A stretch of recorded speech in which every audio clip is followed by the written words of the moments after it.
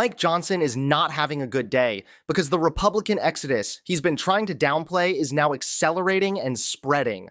Johnson is already struggling to hold together a fractured House majority, and now yet another Republican congresswoman is quitting before the midterms, weakening his bench and exposing just how unstable GOP leadership has become. All right, everyone. In this breaking story, Mike Johnson just lost it as two more congresswomen just quit. That's right, things are getting more and more intense, and the exodus is only just beginning. How's it going, everybody? Hunter Avallone here with Occupy Democrats. Welcome back to another video. Things are not going well for the Trump administration, and I think a lot of this boils down to the fact that we are in code red for democracy. This guy tried to rig the 2026 election. He started in Texas and went to Missouri, went to North Carolina, tried to go to Indiana. He'll certainly get support in Florida. He's not screwing around. There's a ruthlessness coming from this administration. These guys are trying to wreck this country, and not only are they trying to rig the election in the context of redistricting, but look what Trump is doing with masked men showing up, secret police, his own private police force, and people out there trying to intimidate free expression and free speech. By the way, I am trying to do my best to gather all the information I can for you and share it with you. Please leave your likes and comments, and I would be grateful if you subscribed. Let's continue. The fact that we're going to have quick response teams in every state in this country in January should wake everyone up to what's going on and how Trump is trying to vandalize these elections by calling them rigged the day of the election. Donald Trump said the election was rigged, sent in the DOJ and monitors, filed lawsuits, and we're literally in court.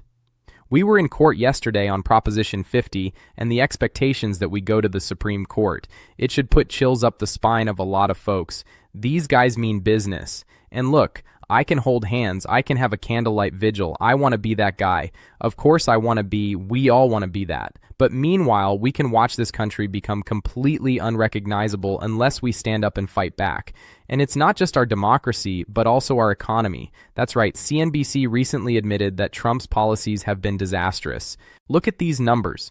Michigan sentiment and the inflation metrics embedded in this report show the mid-month read getting tossed. It was 53.3 on the headline, now moves lower to 52.9. That'll be the weakest since it was 51 in November. And if you look at the absolute low, it's 50 from June of 2022. We're not far away from the low going back to databases from the 70s. Current conditions? Same dynamic. 50.7 mid-month becomes 50.4, and 50.4 is a new all-time low replacing 50.7. The database goes back into the 1970s. Look at expectations. Same dynamic. Mid-month 55 now becomes 54.6, and 54.6 would be the weakest since November when it was 51. The economy under Trump is tanking. Consumer sentiment is at historic lows. Inflation expectations are rising. Current conditions are the worst they've been in decades. This is Trump's economy, and it's a disaster. And I think other Republicans are realizing it too. That's right, two more congresswomen just quit, and they've obliterated Mike Johnson's day. Mike Johnson is not having a good day because the Republican exodus he's been trying to downplay is now accelerating and spreading. Johnson is already struggling to hold together a fractured House majority, and now yet another Republican congresswoman is quitting before the midterms, weakening his bench and exposing just how unstable GOP leadership has become. Republican Representative Elise Stefanik has announced she is stepping away, suspending her political future after acknowledging that continuing her campaign was not an effective use of time or resources. While she cited family reasons, her exit adds to a growing list of Republicans deciding the risk simply isn't worth it. And just hours later, the situation got even worse for Republican leadership. In a surprise announcement, Republican Senator Cynthia Lummis of Wyoming revealed she will not seek re-election, abruptly opening a rare Senate seat and stunning political observers. Lummis admitted she doesn't have another 6-year term in her, triggering immediate speculation about a chaotic GOP primary in what should be a safe red state. Put it together, and the problem for Mike Johnson is obvious. As of mid-December, roughly 24 Republican House lawmakers have already announced they will not seek re-election. Now the party is losing Senate veterans too, signaling deeper internal exhaustion and instability heading into the midterms. For Johnson, Every exit means fewer experienced allies, more vulnerable seats, and less control over a conference already at war with itself. The message is getting harder to ignore. Republicans are quitting, and Mike Johnson is running out of time to stop the bleeding. Let's break down why this matters so much. Elise Stefanik isn't just any Republican. She's been a Trump loyalist, a high-profile defender of the administration, someone who's positioned herself as a rising star in the party. And now she's saying continuing her campaign isn't an effective use of time or resources. That's a devastating admission. What it really means is she's looked at the political landscape, seen Trump's approval collapsing, seen the economic numbers tanking, seen the chaos in her own party, and decided it's not worth it to keep fighting. She's cutting her losses and getting out before the midterm bloodbath that she knows is coming. And Cynthia Lummis quitting is even more significant because she's a senator from Wyoming, one of the reddest states in the country. This should be the safest seat imaginable for Republicans. But even she's saying she doesn't have another 6 years in her. Why? Because she knows what's coming.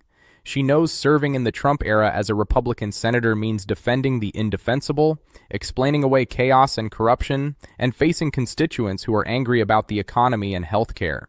The fact that roughly 24 House Republicans have already announced they're not seeking re-election is staggering. That's not normal attrition, that's a mass exodus. These are people who know what the internal polling shows, who understand how toxic Trump has become, who realize they're going to lose if they run again. And it's not just about the midterms, it's about what serving in Congress under Trump's second term actually looks like. Mike Johnson can't control his caucus.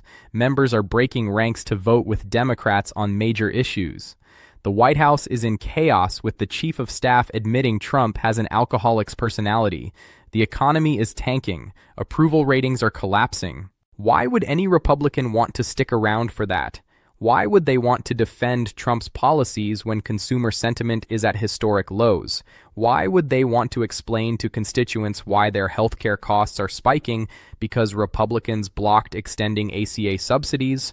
Why would they want to face voters angry about grocery prices and inflation when Trump's tariffs are making everything worse? The answer is they don't. So they're quitting. They're getting out while they can. They're abandoning ship because they know it's sinking and they don't want to go down with it.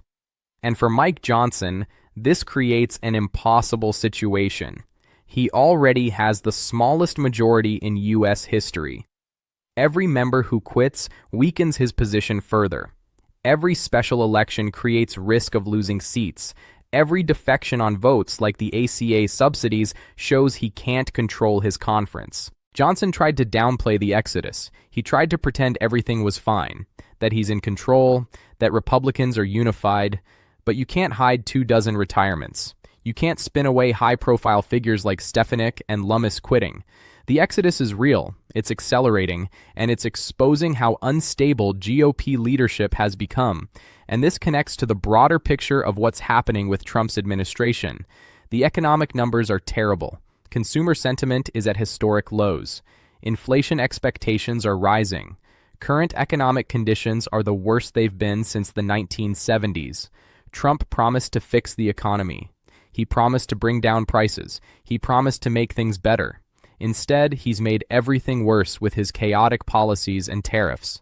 And Americans are feeling it every day when they buy groceries, when they fill up their gas tanks, when they get their health care bills. Republicans in Congress see this. They know voters are angry. They know Trump's approval is underwater. They know defending Trump's record is political suicide. So they're leaving rather than face voters in 2026. And it's not just about electoral politics.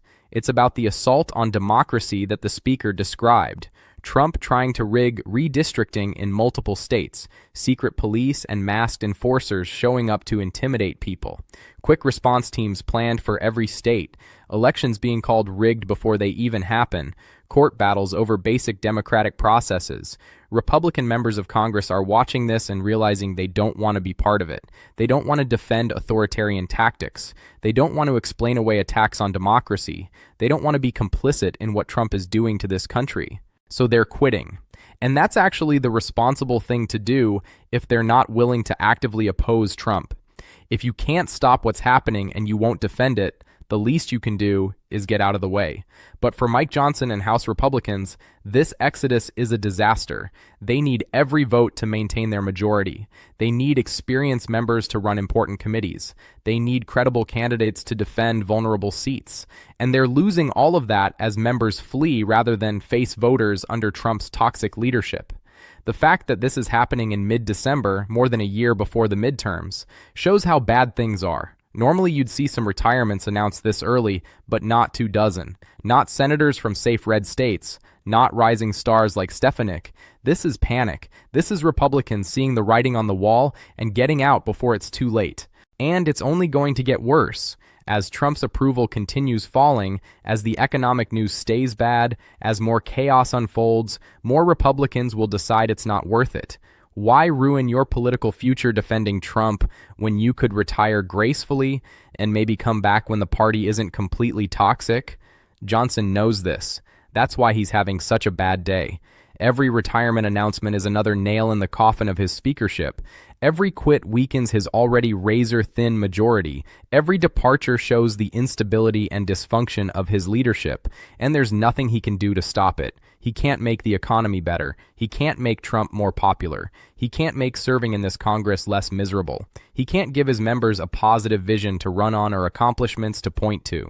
All he can do is watch members leave and try to minimize the damage, but you can't minimize 24 retirements. You can't spin away senators quitting from safe seats. You can't hide the exodus when it's this massive and this obvious. The Republican Party is fracturing. The Trump coalition is collapsing. And members are fleeing rather than going down with the ship. That's the story these resignations tell. That's why Mike Johnson is having such a terrible day. And that's why Democrats should be energized and ready to capitalize on this chaos in the midterms. Republicans are quitting because they know they're going to lose. They know Trump is toxic. They know defending this administration is political suicide. So they're getting out while they can. And that creates opportunity for Democrats. Every open seat is a chance to flip it. Every retirement in a swing district is a vulnerability. Every sign of GOP chaos and dysfunction helps Democrats make the case that this party can't govern and doesn't deserve power. So while Mike Johnson is having a terrible day, Democrats should be having a great one. This exodus proves what we've been saying. Trump's presidency is a disaster, his party is falling apart, and Americans are rejecting MAGA politics. Stay tuned to this story because more resignations are coming. More Republicans will decide it's not worth defending Trump, and Mike Johnson will keep bleeding support as his majority shrinks and his control weakens. Subscribe to Occupy Democrats to stay informed about all of this. Share this video so more people understand what's happening with the Republican exodus and get ready for 2026. Because if Democrats stay focused and energized, we can capitalize on this GOP chaos and take back power to actually help Americans instead of serving Trump's authoritarian agenda.